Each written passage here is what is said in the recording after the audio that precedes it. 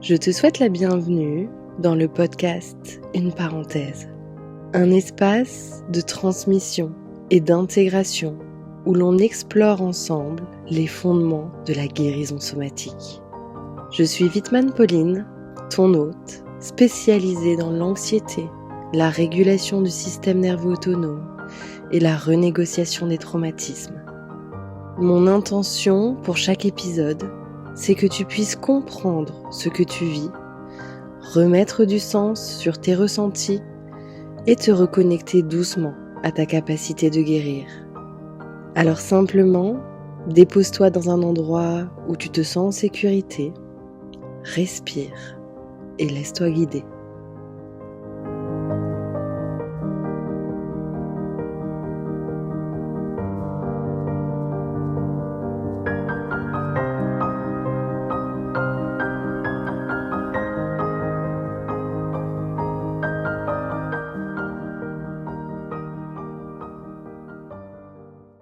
Je suis très heureuse de te retrouver dans ce tout nouvel épisode de podcast où on va parler d'authenticité et de loyauté familiale quand le système nerveux autonome ne peut pas choisir. Et c'est vraiment un podcast qui est important pour moi, tout simplement parce que je suis en train de traverser ce sujet en ce moment.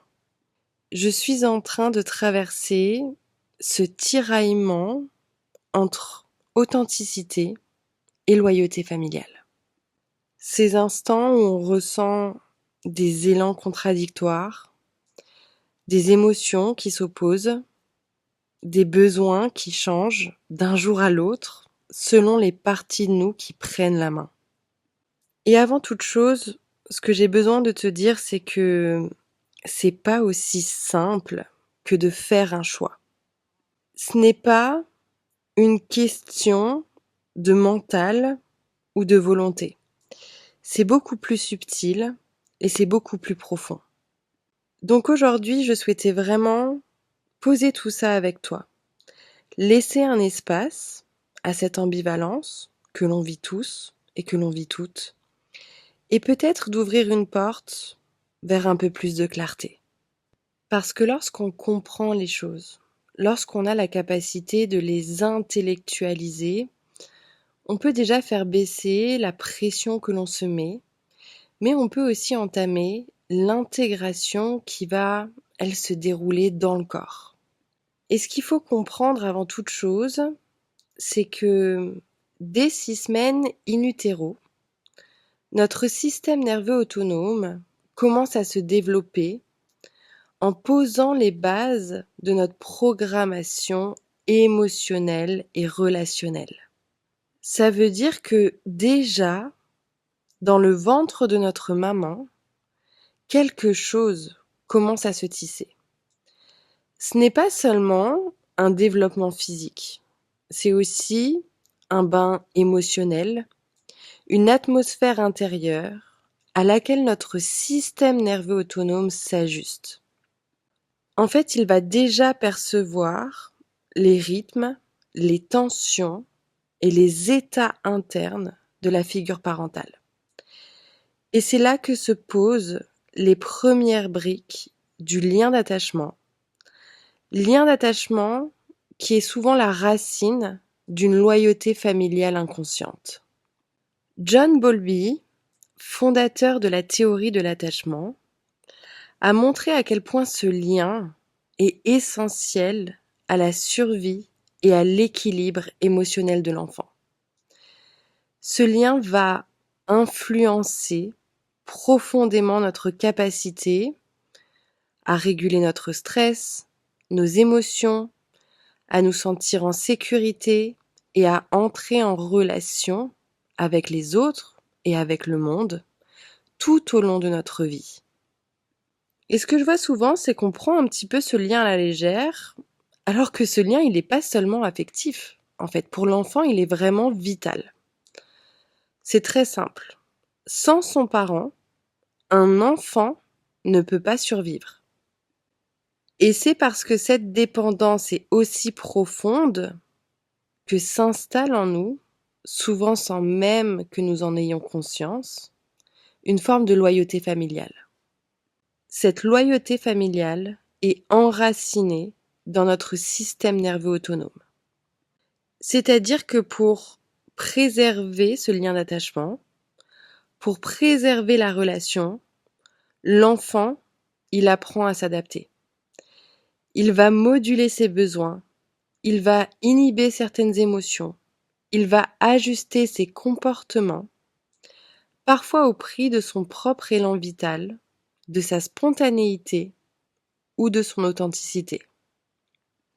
Et j'aimerais tout de suite te déculpabiliser. Cette loyauté, c'est pas un choix que tu fais consciemment. Elle va se construire dans le corps, dans la répétition des expériences, dans les signaux qui ont été reçus ou qui ont été absents, dans les silences, dans l'amour, etc., etc. Je vais te donner ici un exemple.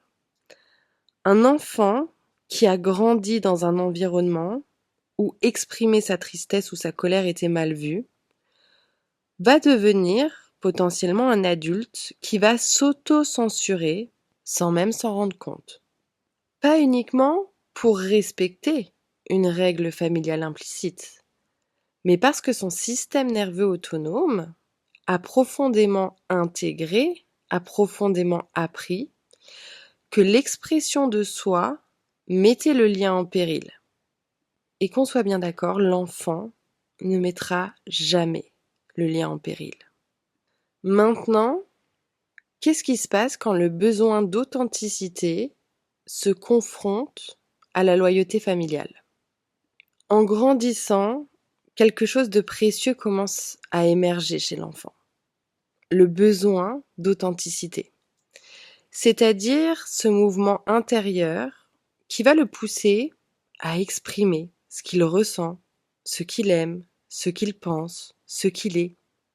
C'est dans ces premiers élans d'affirmation de soi, dire non, poser une limite, explorer le monde selon son propre rythme, que ce besoin d'authenticité se manifeste. Et ce besoin, il est sain. Il est le socle de notre individualité, de notre intégrité et de notre vitalité. Mais ce besoin, il se heurte souvent très tôt à une réalité. Le lien avec les figures d'attachement est et restera toujours prioritaire. Le système nerveux autonome, encore immature, perçoit toute rupture de lien comme une menace. Alors lorsque l'expression de soi semble mettre ce lien en danger, par exemple lorsqu'un enfant se fait gronder parce qu'il pleure trop ou qu'il se sent ignoré lorsqu'il dit non, il apprend rapidement à faire passer la relation avant lui-même. Il apprend à privilégier la loyauté familiale plutôt que son besoin d'authenticité. Non pas parce que l'enfant veut juste bien faire, mais parce que son système nerveux a appris que rester en lien est une question de sécurité, voire de survie. Il intériorise alors que certaines émotions, certains désirs ou certaines parts de lui sont trop ou pas adaptées. Et c'est à partir de là qu'il va commencer à ajuster ce qu'il va montrer de lui, à s'éloigner doucement de son élan vital pour toujours et encore préserver la relation. Et ce que je vois souvent, que ce soit chez moi en ce moment, dans mon propre parcours de guérison, ou dans les accompagnements que je fais avec mes clientes au sein du programme Transformation, c'est que ce conflit reste inscrit dans notre système nerveux autonome d'adulte. Même si aujourd'hui, on est des adultes, même si aujourd'hui notre besoin d'authenticité devient de plus en plus présent, on continue en fait à vivre en fonction de la programmation relationnelle et émotionnelle qu'on a acquise durant l'enfance. On va continuer à privilégier ce qui est familier plutôt que ce qui est sécure. Et si ce qui nous a été familier, c'est qu'on n'avait pas le droit d'exprimer notre colère, sinon on était rejeté ou puni. Qu'on devait toujours être sage, calme et facile, sous peine d'humiliation. Qu'on devait cacher nos émotions parce qu'elles étaient cataloguées comme étant trop. Qu'on n'avait pas le droit de poser nos limites, sinon on passait pour des enfants égoïstes ou insolents. Qu'on devait toujours faire plaisir pour être aimé. Qu'on n'avait pas le droit de se plaindre ou même qu'on devait protéger nos parents. Et ben tout simplement notre système nerveux autonome va continuer dans cette boucle. Parce que même si c'est toxique, même si c'est instable, même si c'est traumatique, c'est ce qu'il connaît. C'est sa sécurité. Donc, quand toi tu arrives de ta place d'adulte, que tu as ce besoin d'authenticité, que tu as envie de dire non, même si ça déçoit, que tu as besoin de poser tes limites sans culpabilité, que tu ressens de la tristesse, de la colère et que tu souhaites l'exprimer auprès de tous, que tu veux être écouté et vu tel que tu es, pas seulement dans ce que tu offres, que tu souhaites te prioriser, prendre soin de toi, même si ça va à l'encontre de ce qu'on attend de toi, ou même que tu veux sortir du rôle de sauveur, de fort, de silencieux, il y a un moment donné ou un autre où tu vas te retrouver face à un conflit. Loyauté familiale ou authenticité. Et ce que je peux voir majoritairement, c'est que l'adulte choisira souvent inconsciemment un chaos connu plutôt qu'une sécurité nouvelle. Non pas parce qu'on n'a pas envie d'aller mieux, mais parce que pour notre système, ce chaos a longtemps été synonyme de lien et donc de survie. Et c'est vraiment comme ça que les anciens schémas, les automatismes de protection, les réactions émotionnelles ancrées peuvent vraiment persister dans le temps, même si intellectuellement, nous, on sait ce qui nous ferait du bien. En fait, on ne peut pas faire autrement. On choisit toujours la loyauté familiale. Mais il n'empêche que ce conflit silencieux, il reste à l'intérieur de nous. Et ce que les approches somatiques démontrent aujourd'hui, c'est que ce conflit n'est pas seulement psychologique. C'est-à-dire que ce n'est pas seulement un conflit que tu vas mentaliser et intellectualiser. Tu vas vraiment le ressentir aussi dans le corps, dans la physiologie, dans tes tissus. Et on se rend compte aujourd'hui que ce conflit peut générer des états de tension chronique, des activations permanentes, du stress, de l'anxiété, des symptômes psychosomatiques, des difficultés de sommeil, des difficultés de digestion et une dérégulation du système nerveux autonome. Quand notre programmation interne rentre en conflit avec nos envies, nos besoins d'adultes, il y a un déséquilibre physiologique qui se crée. Et en réalité, je suis sûre que tu as déjà ressenti ce conflit intérieur. Ce moment où tu te retrouves face à un choix, à une situation, et où tu te dis, il y a une part de moi qui aimerait faire ça, mais en même temps, il y a une autre part de moi qui veut l'inverse. Et ça, profondément, c'est pas juste une hésitation mentale. C'est quelque chose que tu ressens dans le corps. Tu sens que tu es tiraillé, comme si deux élans contradictoires coexistaient en toi. Et pour moi, ce qui m'a véritablement aidé dans mon parcours de guérison, ça a été le travail des parties. Le travail des parties qu'on fait ensemble, d'ailleurs dans mon programme Transformation. Quand on parle de travail des parties, on parle aussi du modèle IFS, de l'Internal Family System. Dans l'Internal Family System, on considère que nous ne sommes pas une seule et même voix intérieure. Nous ne sommes pas qu'une seule partie, mais plutôt un système vivant, composé de différentes parts. Des parts exilées de nous, qui ont été blessées et qui ont besoin de soins. Des parts managers qui vont prévenir le danger de par certains comportements, comme le contrôle, la surveillance, l'hypervigilance, le besoin de perfection ou de pression, et des parts pompiers qui agissent dans l'urgence pour éteindre la submersion qu'on est en train de vivre au sein de notre système nerveux autonome. Chacune de ces parts a sa propre histoire, ses propres besoins et ses propres blessures. Et très souvent, quand on se sent bloqué ou divisé, c'est parce que plusieurs de ces parts s'activent en même temps, avec des intentions parfois opposées, mais qui sont toujours pour nous protéger et pour nous maintenir dans un espace de sécurité. Et pour moi aujourd'hui, notre rôle dans notre guérison en tant qu'adulte, c'est pas de forcer un choix entre ces parts. Ce n'est pas de rejeter complètement la loyauté, ni de foncer tête baissée vers une forme d'authenticité brutale. Notre rôle dans la guérison, c'est de ramener de l'équilibre, de la cohésion dans ce système intérieur complexe et complet qui, je te le rappelle, s'est construit au fil du temps, au fil de tes expériences passées. Parce que ces parties de nous, elles ont besoin de soins, elles ont besoin de regard et elles ont besoin de récupérer du choix. Ce n'est pas en les jugeant, ce n'est pas en les rejetant ou en niant leur utilité qu'elles vont complètement s'effacer de nous. En réalité, c'est pas comme ça qu'on apaise un conflit intérieur. Surtout le conflit intérieur de la loyauté familiale et de l'authenticité. L'idée, c'est vraiment plus de leur montrer qu'aujourd'hui, on a des ressources internes et externes et qu'on peut en fait contenir ce qui autrefois était trop grand à porter.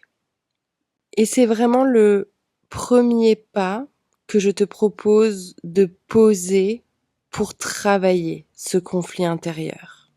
Même si le lien vacille, tu vas pouvoir petit à petit choisir ta vérité. Apprendre à te rechoisir progressivement en honorant les adaptations qui t'ont permis de survivre. Parce que si toutes ces parts sont là, c'est pas pour rien. Elles t'ont maintenu avec les moyens qu'elles avaient dans un espace de sécurité. Donc, en première piste, je t'invite vraiment à observer, ressentir, honorer et choisir. Tu peux prendre un carnet et pendant quelques jours, noter les moments où quelque chose te sert, te tend ou te trouble. Vraiment, tu sais observer quand tu as des instants de conflit intérieur, d'inconfort ou même de tiraillement. Et en toute honnêteté, souvent, c'est pas spectaculaire. C'est parfois juste une hésitation à dire non, une émotion qu'on ravale, un choix qu'on ne fait pas par peur de déplaire. Et à chaque fois que tu observes ces moments de conflit, pose-toi les questions suivantes. Qu'est-ce que je ressens dans mon corps, ici et maintenant? Comment est-ce que ce conflit se traduit au travers de mes pensées, de mes sensations et de mes émotions? Est-ce qu'ici et maintenant j'ai l'impression de trahir une règle familiale implicite? Qu'est-ce que j'ai appris, enfant, qu'il ne fallait pas faire, dire ou être dans ce genre de situation? Et puis, quelle serait ici l'action la plus authentique pour moi aujourd'hui? Même si tu n'y accèdes pas complètement, comment est-ce que tu peux l'imaginer aujourd'hui, même en tout petit? Et puis doucement, pose ta main sur l'endroit de ton corps qui réagit le plus. Ça peut être le plexus, la tête, la nuque, la gorge, le ventre. Et reste là, juste un moment. Honore cette partie de toi qui, à sa manière, t'a vraiment protégée jusqu'ici en gardant vivante une règle que tu as apprise. Et peut-être que si c'est possible pour toi, tu vas pouvoir personnifier aussi la part de toi qui essaye toujours de protéger cette loyauté familiale. Simplement lui donner une forme, une texture, un son, et observer son fonctionnement. Tu n'as pas besoin de tout changer aujourd'hui. Le simple fait d'être présente et de soutenir cette part pourra déjà petit à petit calmer l'activation de ce conflit intérieur. Et si tu te sens prête, si tu te sens prêt, tu peux aussi proposer à ton système un geste nouveau, une micro-action, un souffle différent, un tout petit pas vers ton authenticité. Vraiment, je te le rappelle ici, mais il ne s'agit pas de tout changer d'un coup, mais d'ouvrir une fenêtre juste assez pour que la lumière commence à passer. Ton système n'acceptera pas des changements brutaux, tout simplement parce que ce qu'il a intégré, ça fait plusieurs années que tu le joues et que tu le rejoues, peut-être même inconsciemment. Et c'est vraiment ce que moi-même j'essaye de faire aujourd'hui dans mon parcours de guérison. Oui, parfois c'est douloureux, parfois il y a des doutes parce qu'on aimerait que tout soit révolutionné d'un seul coup, mais malheureusement ce n'est pas comme ça que ça se passe dans un parcours de guérison. Le système nerveux autonome, il a besoin de changements prévisibles, de stabilité, de soutien et de compassion. Et vraiment reconnaître ces conflits intérieurs, c'est déjà une avancée précieuse. Alors peut-être que ce que tu vis en ce moment, c'est pas un blocage, ni un je sais pas ce que je veux, mais simplement un dialogue interne en attente d'être écouté. Peut-être que ce tiraillement n'est pas une erreur, mais une invitation à ralentir, à te relier à ce système complexe qui cherche lui aussi à retrouver son équilibre. J'espère de tout cœur que cet épisode de podcast aura fait sens pour toi et qu'il va te permettre de faire baisser la culpabilité ou la pression que tu peux ressentir au quotidien. Tu vas y arriver à cette authenticité, mais laisse-toi le temps.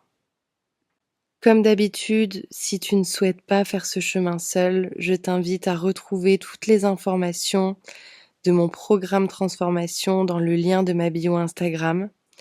N'hésite pas non plus à me laisser un petit mot, un petit commentaire pour que je puisse te lire. Et puis j'attends vos plus beaux partages dans vos stories Instagram. Je suis très heureuse de pouvoir avancer à vos côtés. Prenez bien soin de vous et on se retrouve très vite pour un nouvel épisode de podcast.